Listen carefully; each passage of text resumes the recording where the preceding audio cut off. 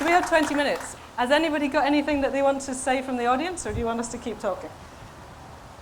Thank you, good morning. Very interesting. I'll just go back to that Monty Python scene when John Cleese actually gave a retort when somebody said, what else did the Romans do for us? And I think they said brought peace.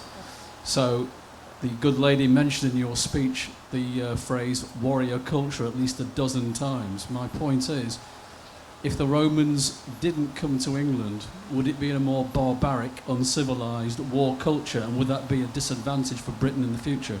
I think you still have had 20 tribes sporadically fighting each other because there are always reasons for war. I don't entirely buy Manda's view that the overall Druidic caste were keeping that under control. Would that have made us fit to survive? That was the question. My belief is that the various waves of immigration which had happened before would have overwhelmed the British people. I think that's a very timely moment for a microphone. Take off your... are these going to be switched off? Can you hear us? Can you hear me at the back? Okay, good. Excellent. Yeah, I don't think that another 300 years of 20 tribes fighting each other would have fitted the Britons to have fended off the Angles and the Saxons and the Vikings and the Normans. I think that unless, which wasn't seeming to happen, one big tribe had taken control, there wasn't the overall, I suppose today we'd call it state control of the fighting force, that would have enabled enough of a coordinated response to the various waves of invasion. Did that answer your question? I rest my case on what I said earlier. I don't think we were a barbaric nation. I don't think there's anything wrong with having a warrior culture. I think we were highly cultured. We were incredibly poetic. The Druids didn't write things down because if you write things down, people start parsing the sentences. But that doesn't mean to say they didn't speak Greek, they didn't speak Latin. They formed what became the Bards of Ireland, because I think that what happened when the Romans assaulted Mona for the second time in AD 70 is that everybody got on ships and went to Ireland and stayed there. And we had a very, very vibrant, thriving, what became Celtic Christianity in Ireland that was based on an underlying Druidic culture and that was entirely different to Roman Christianity, such that Roman Christianity had to destroy it later. I think, who knows whether we would have been able to fend off the people coming from other lands. There's no reason why we wouldn't have been the people going to other lands. Norway and Sweden and Denmark are not that much more highly populated than Britain. I think if we'd maintained a warrior culture, and I don't think that's necessarily a barbaric culture, we have no reason to believe that we could not have withstood the waves coming from the east, and the Normans wouldn't have come at all. The only reasons the Normans came was because they thought that they had a claim to the English throne through a blood lineage. So I think we have no way of knowing what history would have been, but I think we would have been, I think what the Romans left us was barbarism. And I think that when you take a culture that is based on the creativity that we had and you replace it with nuclear families, ownership of women, which I think is the ultimate barbarism, slavery, and I don't think we had slavery. I think people were taken as slaves by slavers in the same way you can say nobody is suggesting that the African nations necessarily were slaving nations. Their people were taken to America as slaves. Our people were taken as slaves. You take a culture where everyone is living in a roundhouse, you knock the roundhouses down, you divorce the people from the land, you put them in houses where the women are owned by the men, and you start up a slaving nation. I don't think that necessarily is any better. In fact, I think it's far more barbaric. The slavery thing, I have a feeling that the tribal wars that were going on in Britain were to get slaves, which would then be sold on to Roman slave dealers before the invasion. Based on? Gut feeling. Ah. And what happened in Africa? Possibly. But again, you've got to, if you do that much, you denude the tribes that are there. We're back to, if Butzer Iron Age recreation site is correct, it takes a phenomenal amount of effort to create the grain output that we know we had. So people were doing that.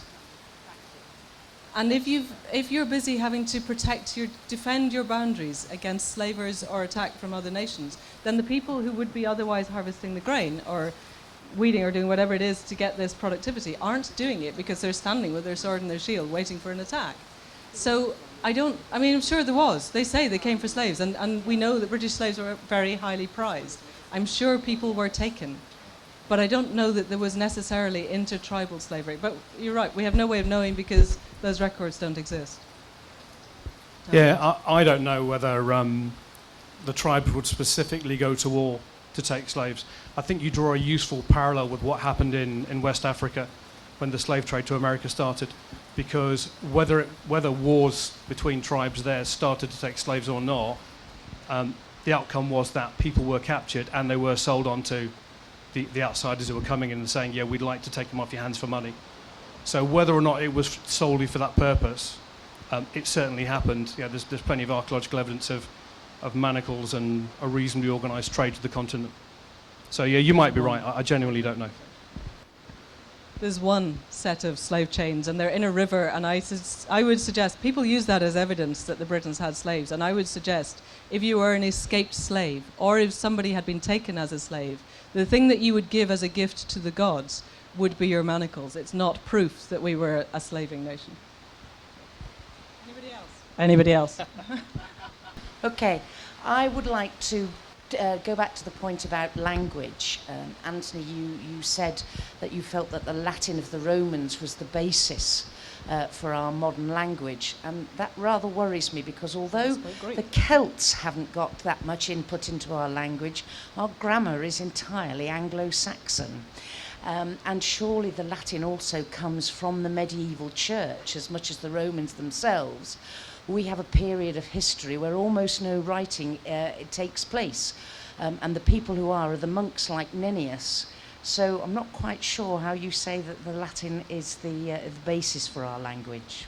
Well, I wouldn't pretend to be a linguistic scholar, but when I was doing my research for this thing, time and time again I came across people saying that it was that 400 years of speaking Latin as a society that gave us the underlying bedrock of what the language became. If you're a linguistic scholar, I will bow to you. Just that the grammar is Anglo-Saxon and not Latin. I'll just quickly add to that, although I'm not a linguistic scholar either, I would like to say that at the time of the Romans, like Tony said, it was the language that would have been spoken by a lot of people, whereas during the time of the Middle Ages, only the priests spoke it. Everybody else spoke they spoke Anglo-Saxon, yeah. So anyway, sorry, I shouldn't be talking. I'm the man with the mic. Any other questions? I would have argued people seem to sort of forget that only a couple of hundred years after the Romans left, you've got a massive Anglo-Saxon invasion that I know if you go with migration theory or whatever, then it wasn't necessarily a warrior caste killing everybody. But I wonder if you nailed it on the head when you said that what the Romans did was superficial, because, as the lady before me mentioned, the language wasn't entirely Latin. Like, the Queen speaks, I believe, fluent German and French. I don't. I'm a normal person. You know, I don't think everyone was suddenly, oh, let's all speak Latin now. And I think, and when you think about, like, you didn't mention it, but economy, places like, I don't know if anyone's heard of it, probably Knox doesn't exist anymore, Wroxeter, which was like famous Roman Britain English market town. heritage site. There you go. But there's, I believe, fields and quite a nice little like windmill now, but not a bustling market town. We don't have casual Roman villas knocking around the place. The second the Romans left, it dissolved back to the Celtic society. It wasn't like Roman was so firmly in 300 years, I went, right, this is Rome now. This is it. It was superficial. No, I hate to sound like I'm supporting Rome, but it didn't. The whole point is it didn't revert back to Roman society. Women remained being property of their men forever. We did not. What Rome left us, I don't think the language is here or there, because I think people over here were speaking, the lingua franca of the whole of the Roman Empire was actually Greek. But the inscriptions were Latin, and people, the upper classes would speak Latin in the Senate and the like, but the ordinary people spoke Greek. But what Rome left us was a devastation of what had been before. We never got back to that. We never got back to our ability to defend ourselves. We never got back to our productivity. We never got back to our creativity. We never got back to our spiritual basis and our connection to the land. So it wasn't superficial at all. It was a catastrophe. What they left us at the end was a worn-out husk of people who didn't then have any sense of identity at all. Yeah, and I'll come back on the superficial point. When I was kind of making my notes for this thing, the word superficial popped into my head with another word behind it, which was historically. I don't think those things were superficial to the individuals who were there at the time. I think the Roman impact on our society, whether you agree with Manda's view or mine, the Romans had a massive impact on the country. But if you look at it in the context of the next 1,000 years, and the fact that a lot of those technological developments could have come from elsewhere, the three things that I highlighted at the end were those which I felt were the absolutely fundamental changes the Romans brought. So superficial historically, not if you were a Briton at that time. We've got 3 or 4 minutes left, so are there any? Hi, I was just going to ask about you were talking about an economic boom. Is it possible that the Celtic society or economy was sophisticated enough that they could have also had an economic downturn during the 350 years, which the Romans hadn't, if the Romans hadn't come?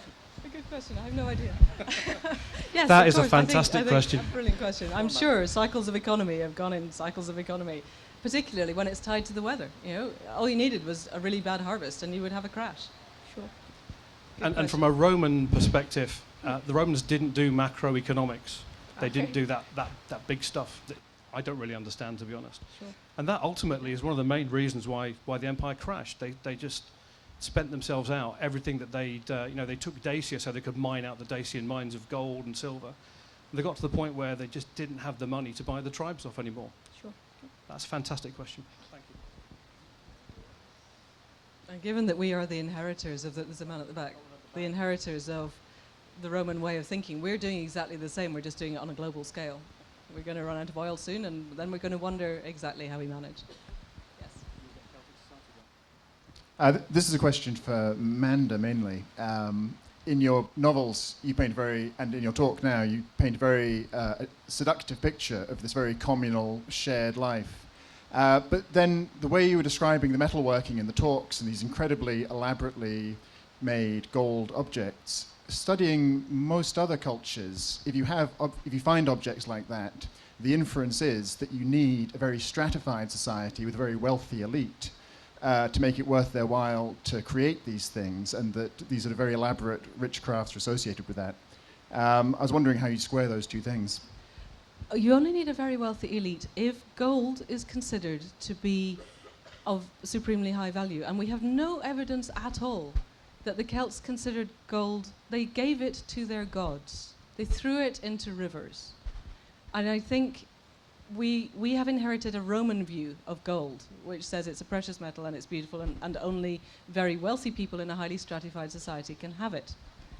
We have a relatively low population. We have a relatively large amount of gold for that, and silver, and we make it into things and then we throw them away.